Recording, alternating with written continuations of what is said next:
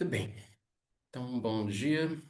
Vamos continuar nossos estudos e leituras da Bhagavad Gita, no capítulo 7. Então, na aula passada, a gente concluiu aquela passagem onde Krishna, pela primeira vez, apresenta a ideia de Maya, né? Eu destaquei para vocês porque isso realmente é muito abordado, né? Quando a gente vê assim as diferentes leituras que são feitas do hinduísmo, da filosofia védica, das escolas de Vedanta, rapidamente aparece esse conceito de Maya, né? E as pessoas interpretam essa Maya de uma maneira às vezes muito superficial, como uma mera ideia de que o mundo é uma ilusão, né? E essa não é exatamente a forma como os Vedas veem o mundo. O mundo ele não é uma ilusão, ele não é uma miragem, ele tem uma realidade intrínseca. No entanto,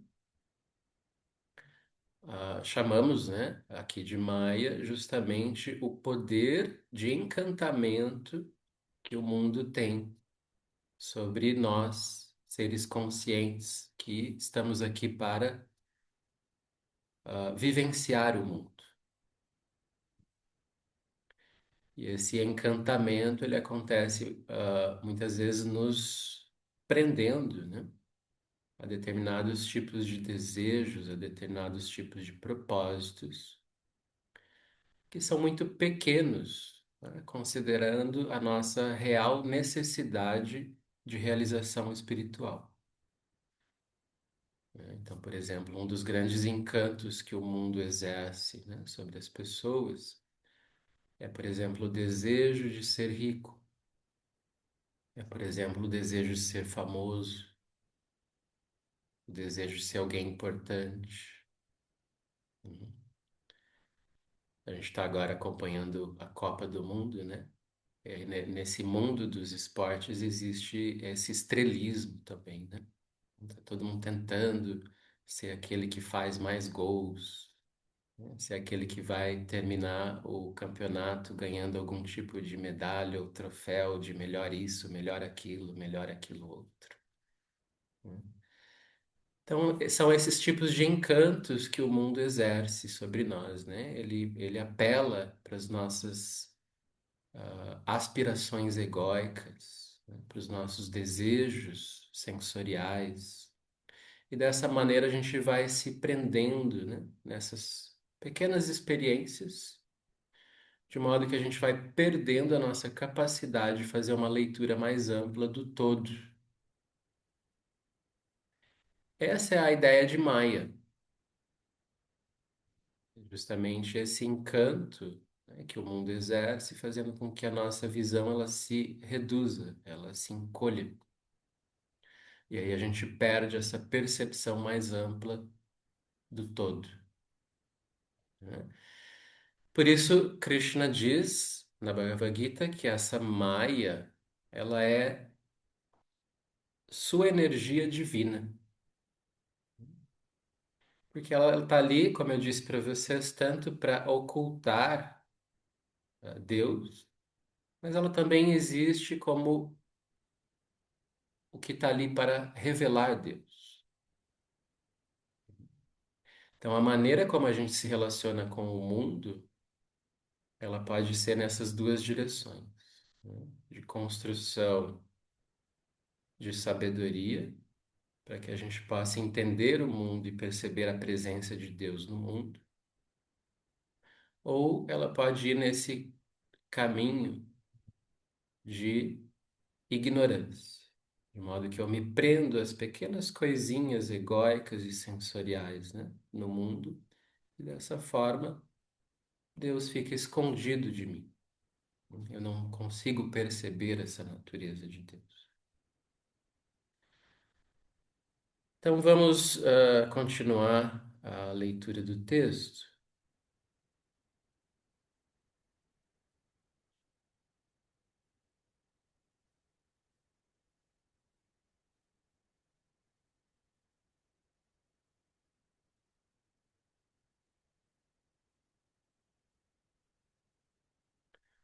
Então, nós paramos justamente nesse verso número 14 do capítulo 7, em que Krishna diz que essa Maya,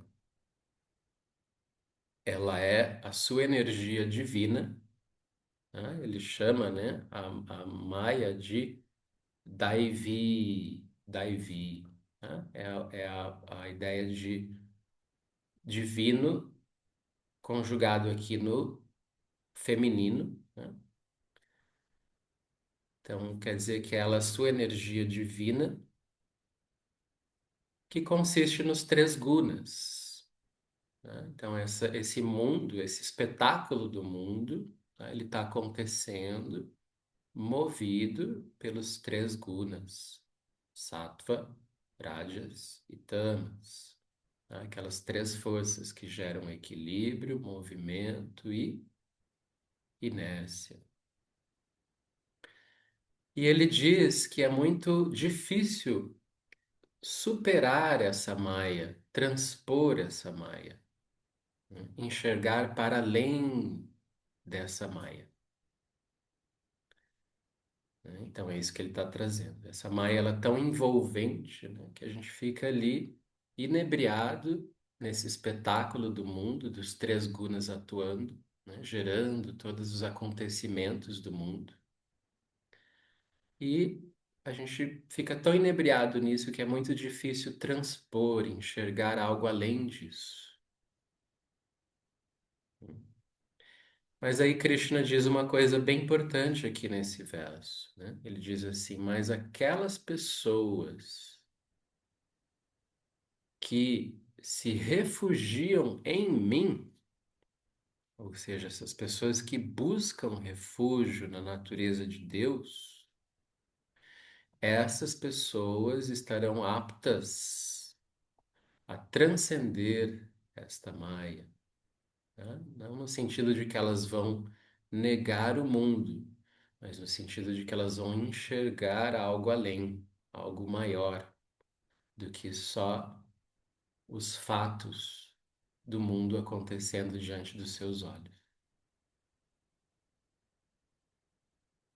Ok? Esse foi um verso já da aula passada, né?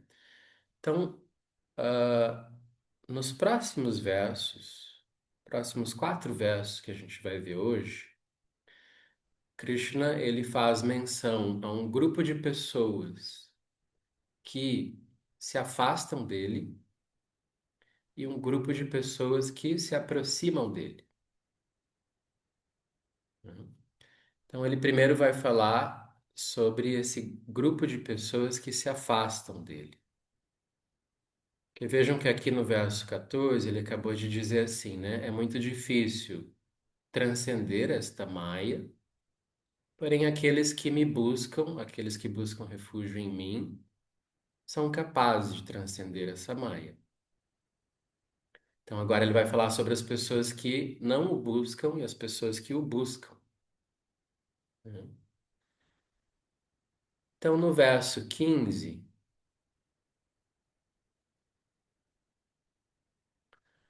Krishna fala sobre as pessoas que não o buscam, né? E em geral, aqui existe essa faceta ética, né, de que as pessoas que se encaminham para as más ações, elas tendem a se afastar de Deus, né? Ao passo que as pessoas que se encaminham para boas ações tendem a se aproximar de Deus. Esse é digamos assim, o princípio básico, tá? Desse afastar-se e aproximar-se. Então, ele usa o termo dushkritina, tá? Vejam essa palavra. Kriti quer dizer fazer. Dush é aquele prefixo que indica ruim, mal, tá? Ele cria palavras como dukkha, sofrimento. Então, dushkritina A gente poderia traduzir assim, se a gente fosse traduzir ao pé da letra, seria assim os malfeitores, né? São pessoas que se dedicam a fazer coisas vis, né? Coisas más.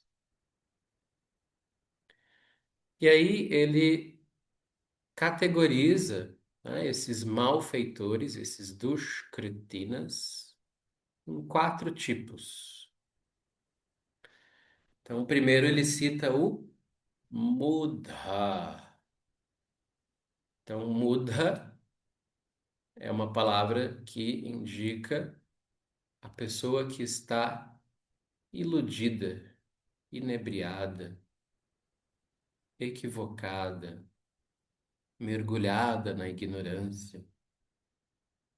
A muda vem da palavra morra, que significa justamente ilusão.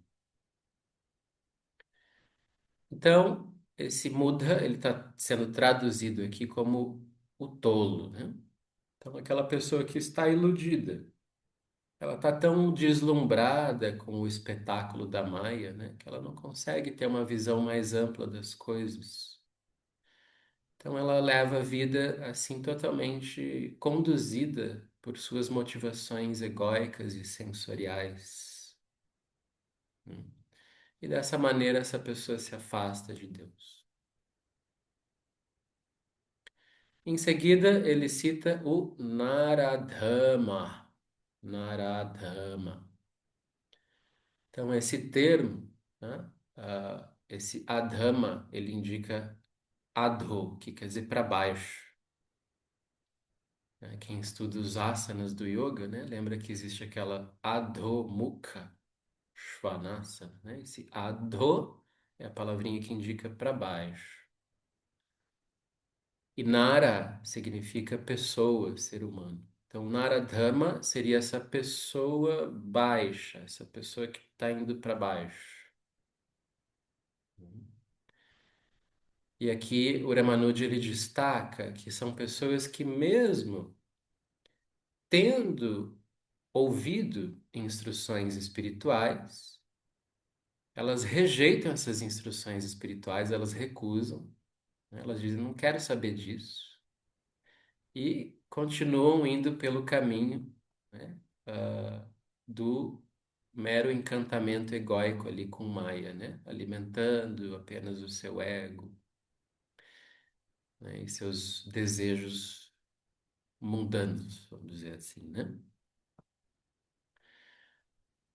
Em seguida, ele cita o Mayaya Parita Jnana, né? Que é justamente a ideia de que essas pessoas têm o seu jnana, o seu conhecimento, roubado por Maya, né?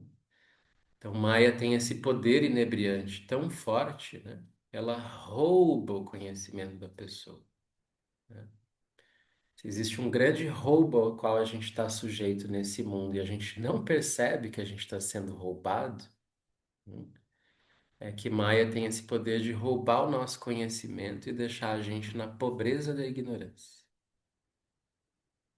né? E geralmente a gente não percebe, a gente está sendo roubado e a gente está ali feliz da vida, sem perceber que isso está acontecendo. Então, Mayayapa Hritajnana, né? São as pessoas que têm seus conhecimentos roubados por Maya. E o quarto grupo, ele apresenta aqui, são os asuras, tá? Essa palavrinha asura, ela é uma palavra forte, né, dentro do vocabulário ali védico, né?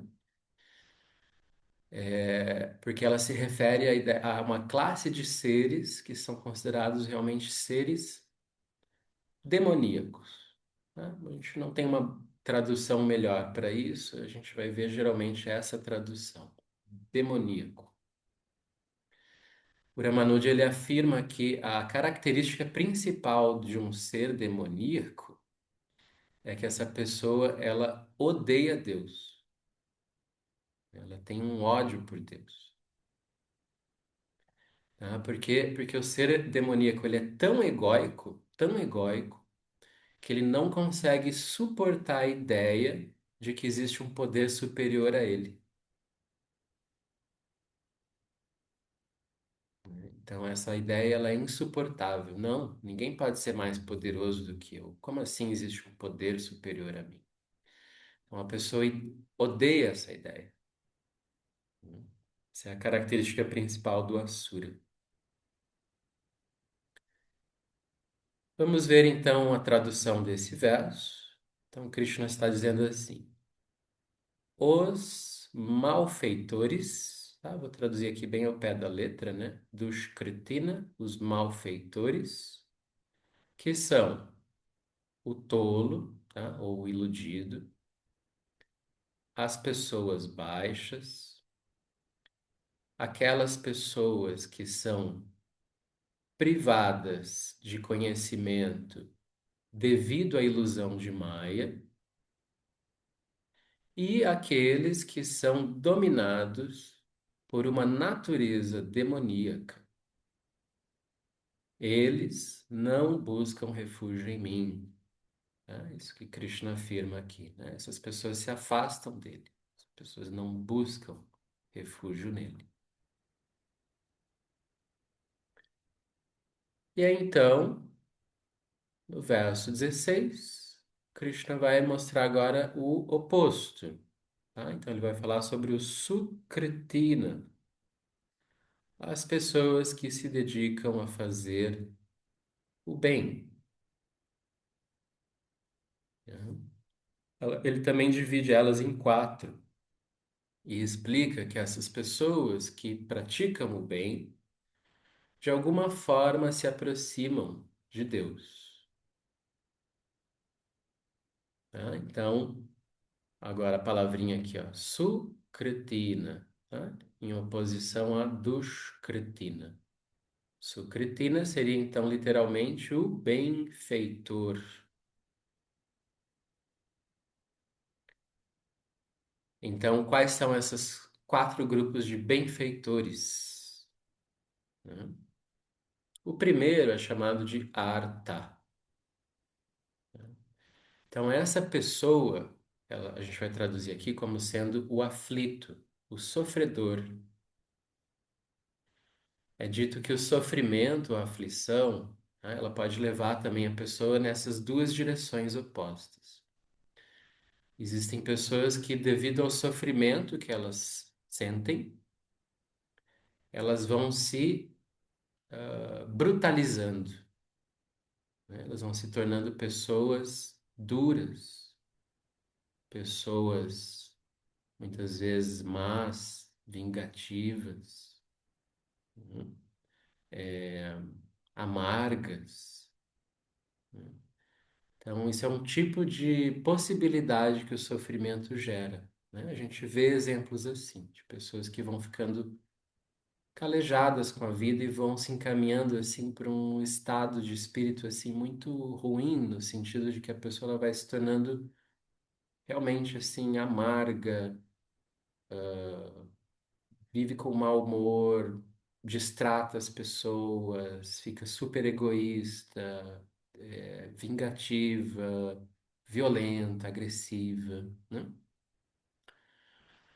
Porém, o sofrimento ele muitas vezes pode encaminhar a pessoa para o oposto, tá? Ele pode ir humanizando a pessoa, né? Ele vai fazendo com que essa pessoa fique mais sensível, mais empática com o sofrimento dos outros, né? Vai fazendo com que ela adote condutas que sejam mais generosas, bondosas, né? Então, isso é uma possibilidade também que o sofrimento cria. Então, Krishna está falando aqui dessas pessoas, né, que se aproximam de Deus ou se aproximam de um caminho espiritual, porque elas estão aflitas, elas estão em sofrimento e buscam esse refúgio, né? Buscam esse remédio. O segundo grupo que ele apresenta aqui são os Jignyasur, né? Jignyasur vem da própria palavra gnana, que quer dizer o conhecimento, né? Então, Jignassur são essas pessoas que elas naturalmente estão buscando a realização espiritual. Elas buscam o conhecimento espiritual. Independente delas estarem em sofrimento ou estarem em uma condição boa de vida, a inclinação natural delas é a espiritualidade. Então, essas pessoas, elas naturalmente se aproximam de Deus, seja no sofrimento, seja no prazer. Tá? Diferente desse primeiro grupo, que às vezes é o que acontece ali, né? É que a pessoa ela se aproxima de Deus porque ela está sofrendo. Mas é muito comum que se a vida fica muito boa para ela, aí ela se esquece de Deus, né?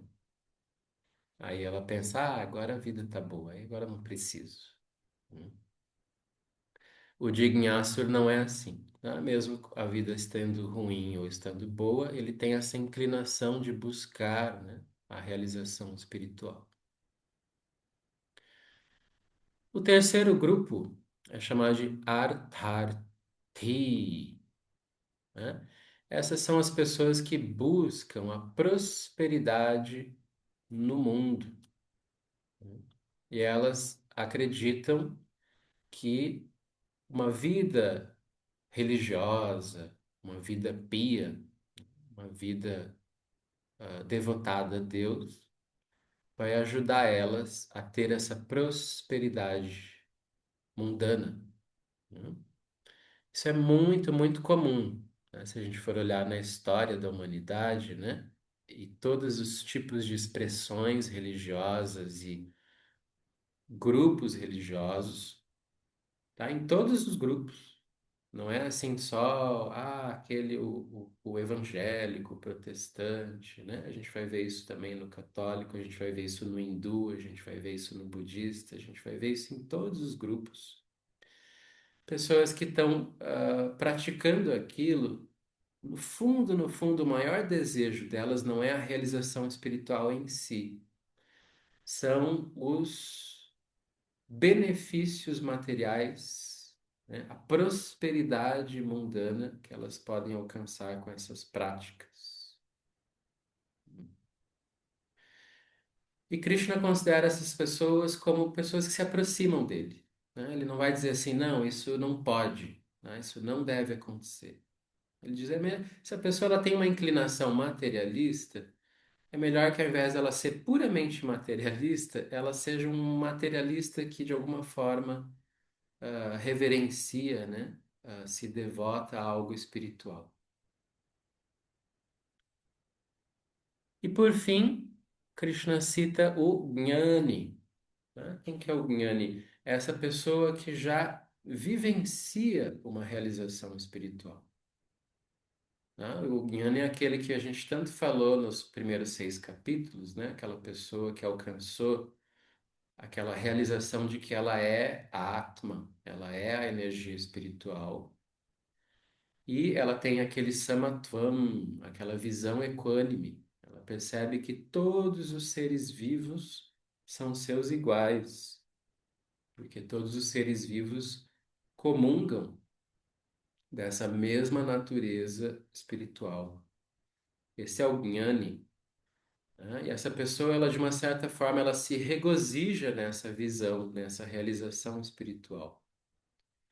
E porque ela já vive essa realização espiritual, ela está o tempo todo ligada, conectada a Deus.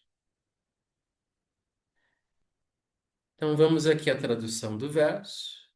Então Krishna diz isso, tá? 4 tipos, Chaturvidha, de benfeitores, tá? Sukritina, adoram-me, ó Arjuna, tá? Esse bhajante mam quer dizer adoram-me. Eles são o aflito, o buscador de conhecimento, ou buscador da sabedoria, o ambicioso, ou seja, aquele que está em busca de prosperidade, e aquele que já é o sábio, aquele que já tem a realização espiritual. Então, essas quatro pessoas, esses quatro grupos de pessoas, de alguma forma me adoram, se aproximam de mim, me buscam. E aí, Krishna complementa essa apresentação dizendo algo.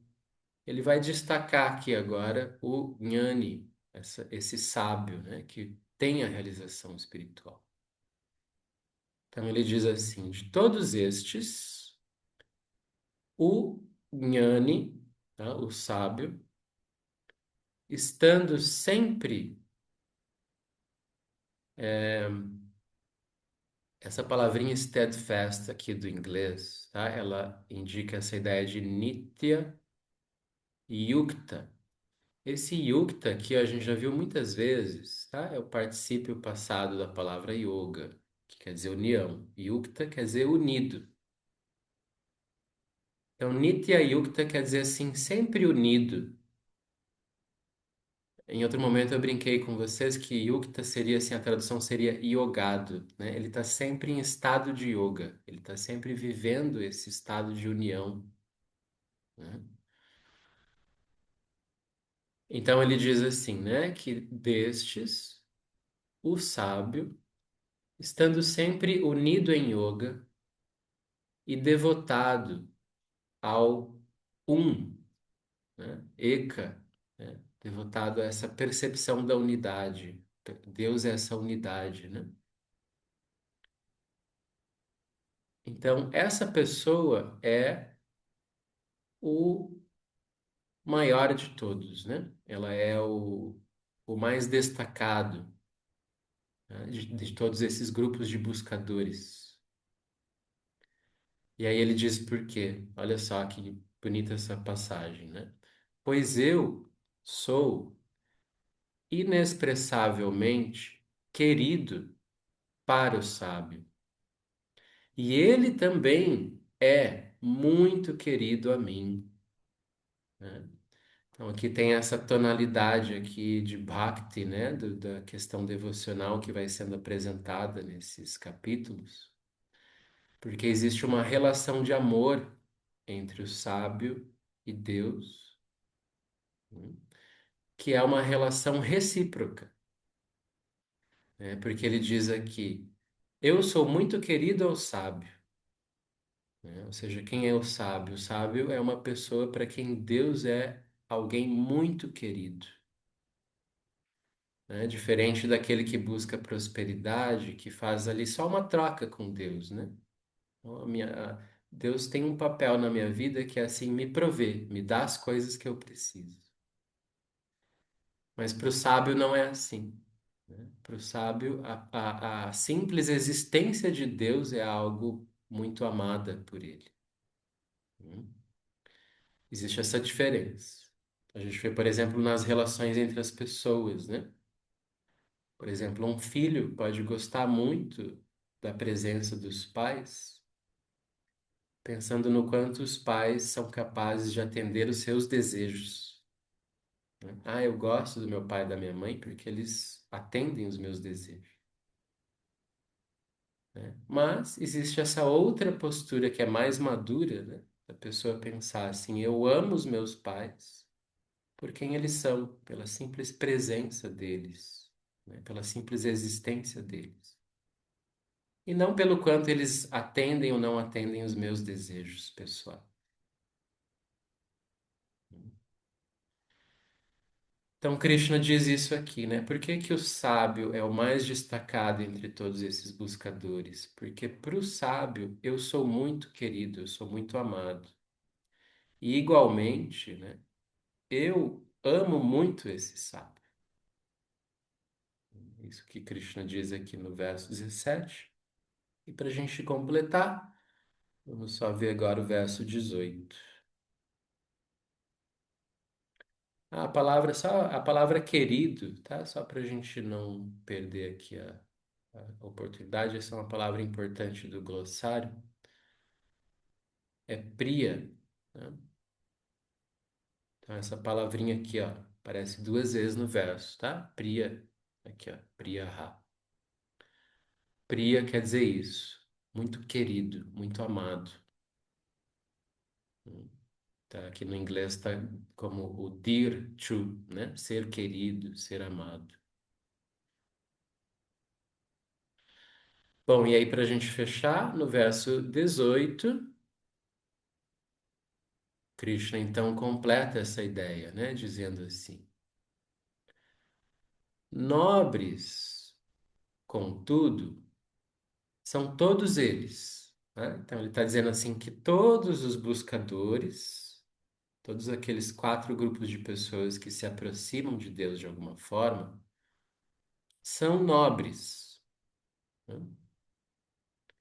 Porém, olha só o que Krishna diz: porém, eu considero o sábio como sendo o meu próprio eu. Olha só, né? Eu considero o sábio como se fosse o meu próprio eu, pois ele, estando plenamente unido, plenamente integrado, tá? De novo a palavrinha aqui, ó, yukta, yukta atma, tá? Estando plenamente unido ou integrado, ele é devotado exclusivamente a mim, que sou o seu maior propósito, o seu maior objetivo.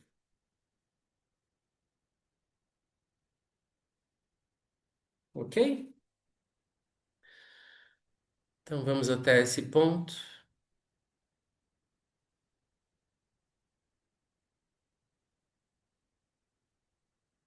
Algum comentário, gente? Tereza, pode abrir. Prof, não é comentário, é uma pergunta. Pode falar. É, você falou do. Eu consegui desenhar na minha mente cada um dos oito, né? Oito tipos. Tá. Mas esse Maia, não sei se é Maia Parta, Mayaya para Maia, Parita. isso, e que rouba o conhecimento. Eu não consegui desenhar no mundo que eu vivo uma pessoa assim que rouba. Eu acho que eu não entendi bem esse roubar o conhecimento. Acontece o seguinte, né? Quando a pessoa ela fica muito encantada por alguma coisa específica do mundo, né? Que atrai a pessoa egoicamente ou sensorialmente, nesse momento ela fica tão apegada àquilo que o seu conhecimento é roubado, ela perde essa capacidade de ver as coisas a partir de uma perspectiva mais ampla. Vamos pegar um exemplo bem bobo, assim, bem típico, né? Vamos pegar agora que a gente está na Copa. Então a pessoa está lá torcendo para seu time de futebol, né? Sua seleção. Aí ela fica super envolvida naquilo, né? Meu time tem que ganhar, não pode perder, né? Aí de repente o time dela perde, ela levanta do sofá e sai quebrando tudo pela casa. E sai xingando as pessoas ao redor, né? Isso é um exemplo de um conhecimento, uma sabedoria que é roubada da pessoa no momento em que ela fica ali inebriada, né, por Maya. Tá, isso é muito comum. Lembra que Krishna diz isso lá no final do terceiro capítulo? Terceiro capítulo. Ah, quando ele diz, né, Arjuna faz uma pergunta para Krishna, né, o que leva as pessoas a fazerem atos vis, mesmo contra a sua vontade, né? Mesmo contra aquilo que elas têm como uma ética pessoal. E aí Krishna responde que é kama, né? Que são esses desejos materiais, né? E aí ele explica que esses desejos materiais roubam o conhecimento, a sabedoria da pessoa, porque às vezes eles são tão fortes que eles se sobrepõem até mesmo ao buddhi, aquela camada mais inteligente da mente da pessoa, né? Ou seja, a pessoa fica emburrecida. devido aos seus desejos materiais. Então é isso que acontece, tá? A pessoa ela tem um conhecimento. A gente vê isso às vezes na prática, né? Existem pessoas às vezes muito cultas, muito éticas, que de repente por uma bobeira perdem a cabeça no trânsito e começa a xingar, começa a fazer um monte de coisa assim super baixa, né? Porque se irritou ali momentaneamente. Então é isso, né? A pessoa ela tem um conhecimento, ela tem uma ética, mas ela fica emburrecida no momento que ela é tomada, né, por um impulso ali. E aí é é nesse sentido, né? Maia é esse encanto, né, que uma situação particular ali exerce sobre a pessoa, fazendo com que ela perca aquela visão maior. Tem mais uma perguntinha de Pode falar. Dedé. É, será que a gente tem uma predominância em algum desses tipos, mas tem todos? Uhum. Ou, ah, Sim, enfim, podemos sim pensar, né, que mesmo essas quatro características negativas, vamos colocar aqui assim, né, e as quatro positivas, talvez a gente pode considerar assim, né, que todos nós temos algum grau de cada uma delas. Ah, é uma boa forma da gente olhar também, para não ficar aquela coisa muito categórica, né, estigmatizada assim, de uma pessoa é só isso ou só aquilo. talvez tenha uma tendência maior em algum dos tipos, né? Sim, exatamente. Porque mesmo esses sucretinas, né? Esses benfeitores, eles também caem às vezes naquelas outras, aqueles dushkritam, né? Aquelas coisas, as ações vis, né? Ninguém é só uma coisa ou só outra. Fernanda, Bom dia. bom dia.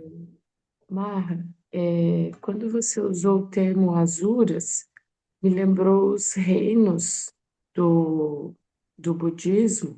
Tem alguma coisa a ver com isso? Tem, de uma certa forma. Eu confesso assim, que eu não sou um grande perito sobre os reinos do budismo, né?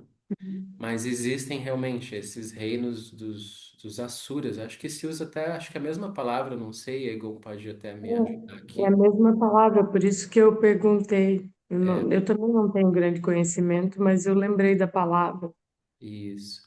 Porque existe isso também dentro da visão védica, né? Existem esses reinos superiores dos Devas e os reinos inferiores dos Asuras, né? E esses reinos dos Asuras se subdividem em vários tipos também, tá? Na visão védica Depois eu vou existem dar uma sete pesquisada. reinos, né?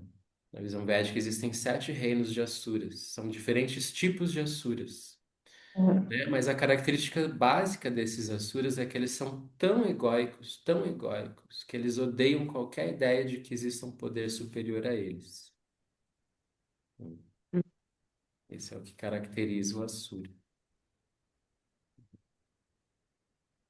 Tem uma história Obrigada. muito bonita, se vocês me dão 2 minutinhos a mais aqui, eu vou tentar contá-la rapidamente. Ela é uma passagem, de um dos avataras de Krishna, que se chama Vamana. Vamana, né? Ele era uma manifestação de Deus na forma de um menininho anão. E ele era anão justamente porque traz essa ideia do pequeno, né? Do diminuto. E esse menino, ele certa vez se encontrou com um grande, grande rei. Ele era assim o imperador do mundo. E ele era considerado um Asura, né? Porque ele era tão obcecado por poder que ele foi dominando o mundo todo, né? E ele se tornou o rei de todo mundo. Ele se chamava Bali, Bali Maharaj, né?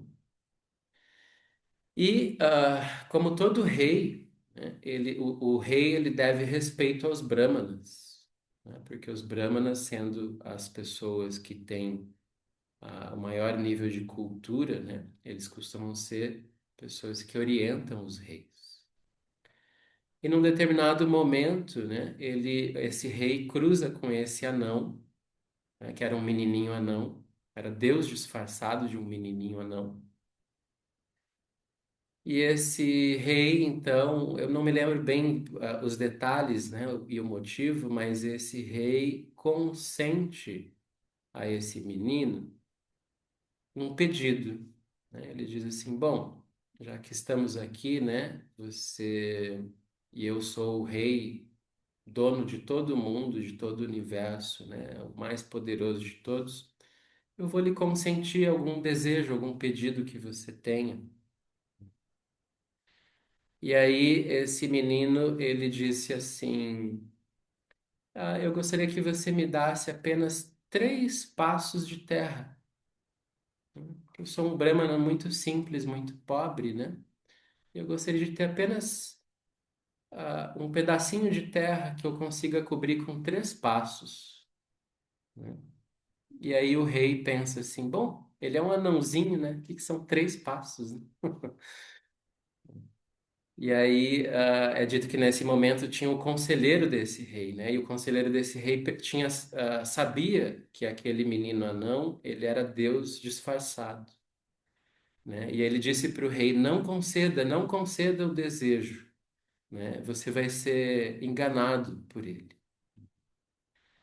Mas ele, como um rei, assim, ele tinha muita, ele era muito fiel à sua própria palavra, né? Uma vez que ele disse que ele consentiria um desejo para o menino, ele não voltou mais atrás. E aí então ele disse: bom, tudo bem, pode pegar os seus 3 passos de terra. E aí nesse momento, Krishna se manifesta. E aí ele diz assim que num primeiro passo ele ah, envolve, né, todo o planeta Terra. Aí num segundo passo ele consegue alcançar todos os 3 lokas, todos os mundos, né? E aí ele então já dominou tudo. E aí esse rei, esse Bali Maharaj, ele perplexo com aquela situação, assim, bom, agora tudo pertence a Deus, nada mais pertence a mim, né? E ele, naquele momento, ele tem uma epifania, ele percebe o quanto ele estava enganado, né? Por acreditar que o grande propósito da vida é dominar o mundo, né? E ele percebe naquele momento que Deus lhe deu uma grande libertação ao roubar dele toda a terra, todas as suas posses. E aí, Krishna está ali esperando para ver onde que ele vai dar o terceiro passo. Que ele só tinha dado 2, né? Ele tinha direito a 3 passos. E aí esse Bali Maharaj, numa atitude assim muito humilde de conversão, né? Ele diz para Krishna: dê o seu terceiro passo em cima da minha cabeça. Eu me rendo completamente a você. E aí essa é a história de Bali, né? Muito bonita, né? Muito bem, gente. Então, por hoje finalizamos. Até quarta-feira que vem. Uma boa semana para vocês. Abraço. Obrigado. Abraço. Obrigada. Tchau, Boa obrigada. semana. Obrigada, tchau.